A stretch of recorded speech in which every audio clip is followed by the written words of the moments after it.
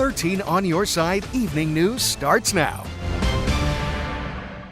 We begin this half hour with a candidate in the Grand Rapids City Commission race who's gained national attention, running 3 decades after he was sentenced for second-degree murder. 13 Your Side's Callie Lichter spoke to the candidate who says he wants to be defined by who he is now. Callie.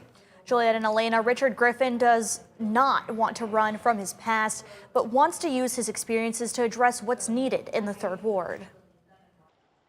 Richard Griffin grew up on the southeast side of Grand Rapids. He knows how people in the 3rd Ward feel about their voices being heard in local government. And experience the things that we've experienced, we need leadership that understands what we're going through. He also shares the community's concerns with violent crime and gun violence in the ward.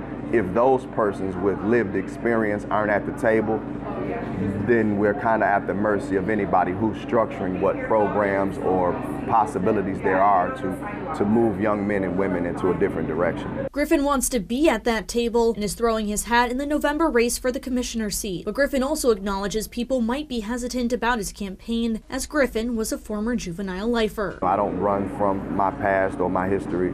I don't want to avoid any conversation about that. When Griffin was a teenager, he was sentenced to 2 life terms in prison for killing 18-year-old Ronald Jones in 1995. Under the provisions of the lifer law and review by the parole board, Griffin was deemed rehabilitated and freed in 2017. But Griffin says he's more than a former juvenile lifer. He's a father, a business owner, and a member of the community. Once people get to meet me and understand me today at 47 years old, it doesn't take away from what I've done in my past, but I believe that it adds context, and most folks would be very pleased with the person that I am today as opposed to who I was at 16 years old. He says he's already seen community change, like reduction in violent crime, through his work with the ACLU and as the director of the Cure Violence program. He encourages people to reach out and get to know him now and learn about his plans for the 3rd Ward. What we have today sitting in front of us, standing in front of us, positioning himself to be a leader and voice of this community, to lead this community,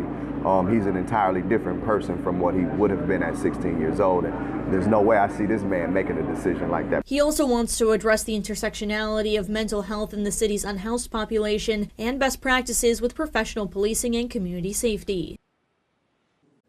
Kelsey Perdue, who holds one of the 2 3rd Ward seats and is up for re-election this year, tells 13 on Your Side she does intend to run again, with a formal announcement coming soon. In the newsroom, I'm Callie Lichter, 13 on Your Side.